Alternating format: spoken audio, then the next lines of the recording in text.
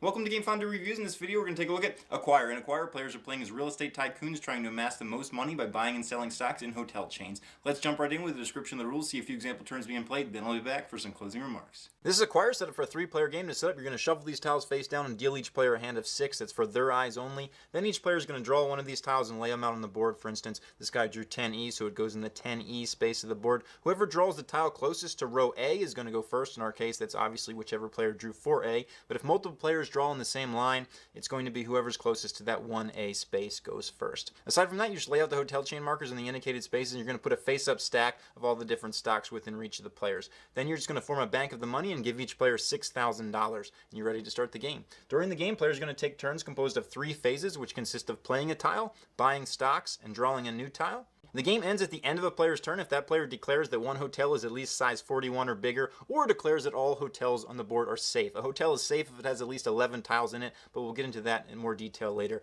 At that point, a final scoring will occur, and everybody's going to sell back their stocks to the market. At that point, whoever has the most money wins the game. So the first part of your turn is to play a tile, and you're just going to place one of the tiles from behind your screen out on the play area on the indicated space. So this one is 12G, so it's going to go in the 12G space. If you place a tile not connected to any other tiles on the board, like this one here, nothing happens. But if you place a tile next to another tile that's already on the board that's not part of a hotel chain, for instance, if we put this 2I next to this 2H, you have founded a new hotel chain. So we can pick any of the ones here. The player who played the tile will get to pick, and they're just going to take that and place that over it. A new hotel chain has been founded. They're also going to get a free stock in that type, so we see this is American, so they get a free stock of American. I do want to point out that if all of these hotels were already on the board, you could not place a tile so a new one would be founded. But later in the game, they may get merged and things will come off.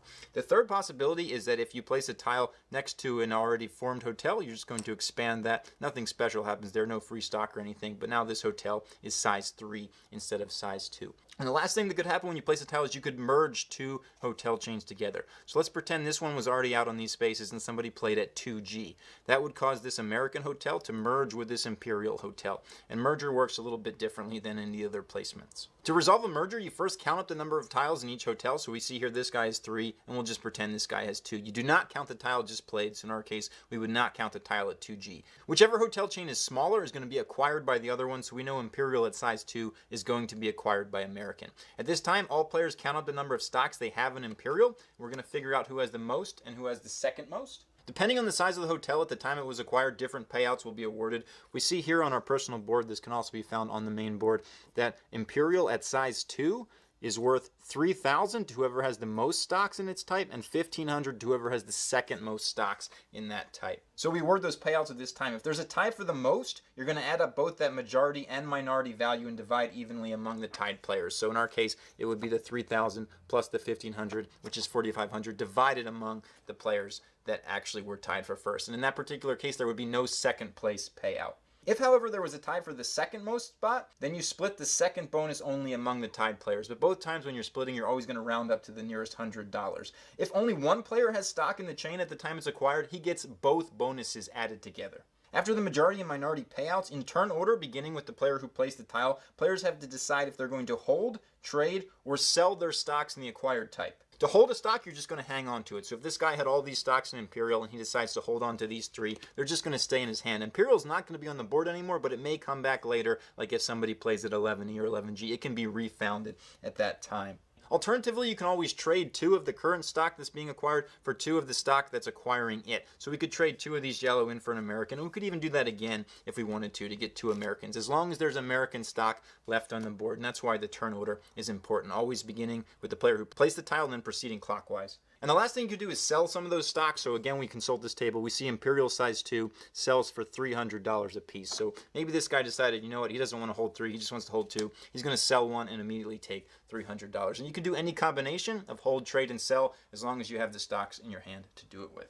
After all players have handled their stocks in the acquired hotel chain, you're just going to move that hotel chain back over here. It can be re-put on the board again later. I also want to point out that if 3 or more hotels are merged at once, First, the largest hotel acquires the second largest. You resolve that, do all the payouts. Then the new largest acquires the new second largest, and so on, until all but the largest hotel chain have been acquired. It's also important to note that you could never merge a hotel that's size 11 or more with a hotel bigger than it. Once a hotel reaches size 11, it cannot be acquired by another hotel and is considered safe. So any placement thereof would be illegal. I also want to point out that if a player has no legal placements because of this, or because all the hotels are out on the board, he or she can just put aside all 6 of their tiles out of the game face up so everybody could see them, draw a new hand of 6, and then place a tile as normal.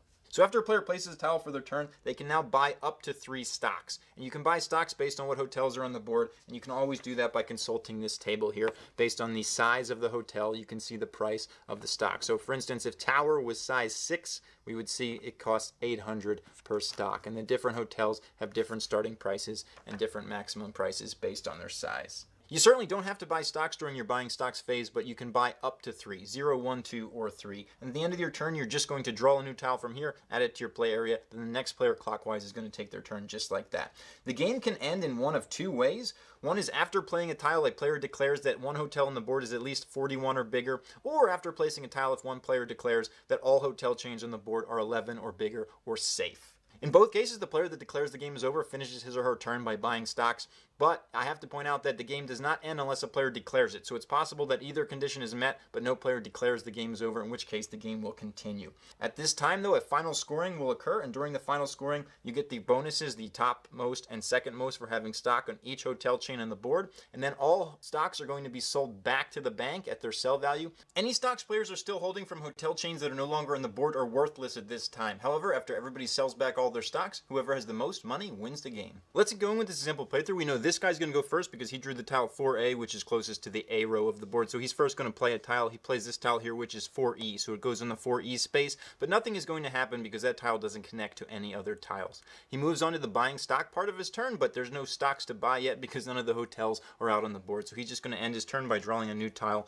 from the bank here, and then we're going to move on to the next guy who's going to take a turn just like that. So he's first going to play a tile. He's going to play this tile here, 4D, and in doing so he does create a new hotel chain. So he gets to pick any of these. He's going to pick Continental, and immediately he gets a free Continental stock for founding that hotel chain. Now during the buying stock part of his turn, he can buy up to 3 stocks, and he's going to buy stocks in Continental, and we can see here that Continental, when it's size 2, each stock costs $400. So if he wants to buy 3 of those, it's going to be $1,200, so he's going to pay $1,200 to the bank and immediately pick up 3 of those. So he just grabs them. Then we're going to move on to the other guy, and he's going to take a turn just like that, but we're going to jump ahead a little bit later in the game so you can see some more interesting situations. Welcome back. We progressed quite a bit in the game. It's now this guy's turn, and he's going to play a tile. He's going to play 9F here, which causes a merger of this purple hotel and the tower here. So the first thing we do is we count up the size of each hotel. Remember, this 9F doesn't count, so purple is size 1, 2, 3, 4, and tower is 1, 2, 3, 4, 5, 6, 7, 8. So we know the tower is bigger than the purple, so everybody's going to count up their purple stocks and lay them out for everybody to see. This guy has 3, this guy has 6, and this last player over here has 7. So we know he has the most because 7 is more than 6. So we're going to check the table, and we're going to see that for the purple hotel, when it's size 4, it pays out $4,000 to whoever has the most and $2,000 to whoever has the second most. So we know this guy's going to get $4,000 because he had the most stock, but the guy who played the tile is going to get $2,000. And then in turn order, beginning with the guy who played the tile, players are going to choose what to do with their stocks. Remember, you can hold, trade, or sell them. He's going to first trade 2 of these in for a tower, so he does that. He's going to trade 2 more in for another tower, but then these last 2 he can sell for $400 a piece. He decides that instead of selling them, though, he's going to hold on to 2 because he thinks that tile is going to come back a little bit later in the game. Then the next guy goes and he does the same thing. He's also going to exchange some of these for a tower. He's going to exchange some more for a tower.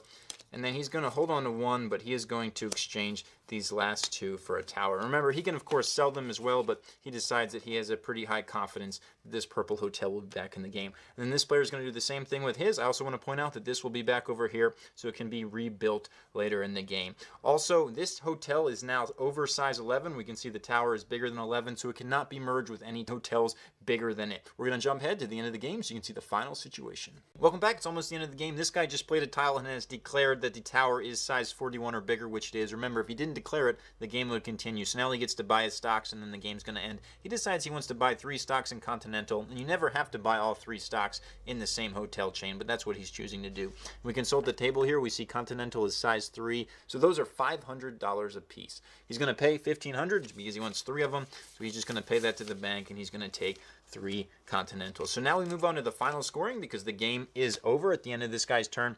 And we're going to score each of the hotel chains left on the board. These 2 over here do not score because they're not on the board at all. But we'll start with this one, Continental, just as an example. And first thing we do is we see that it's size 3. So whoever has the most stocks is going to get this $5,000 payout. And whoever's second most is going to get that $2,500 payout. So everybody's going to lay out their Continentals. This guy has 4. And this is just like scoring a merger. But we're going to do it for all remaining hotels. This guy has 3. And this last guy has 3 as well. So the first place, or the 5,000, is going to go entirely to this guy over here. But that second place of $2,500 is going to be split between these 2 players since they're tied for second place. So each of them is actually going to get $1,300 because it rounds up. And then at this point, we're going to sell all of these back to the bank. So again, we consult the table. We see Continental size 3 sells for $500. So we know this guy's going to pick up another $2,000, and each of these is going to pick up another $1,500 because $500 per stock. And we're going to repeat this for all the stocks on the board. At the end of the game, whoever has the most money wins. There's been many versions of Acquire over the years. This one is generally considered the least aesthetically pleasing, with just the flat little tiles you lay out on the board. Some of them are actually 3-dimensional and you kind of build up the hotels, and that's really neat, though they are tougher to find these days because a lot of them have been out of print for a long time. The gameplay itself is very simple. You're essentially just playing a tile and then drawing back a tile and deciding in between what stocks to buy. There's definitely some luck in what tiles you have. If you get to found a lot of hotel chains, you get a bunch of free stock, because every time you found a hotel chain, you get a free stock. But it's not enough to totally skew the game, in that there's a lot of skillful decision making and foresight you need to win this game, and definitely some math calculation as well. This is a game I strongly recommend that if you've never tried, you should at least try it out. It's not a game that maybe you don't have to go run out and buy if it doesn't look interesting to you, but this is a game that definitely everybody should try. It's a Sid Sackson classic, and I can't recommend it enough. That's Acquire.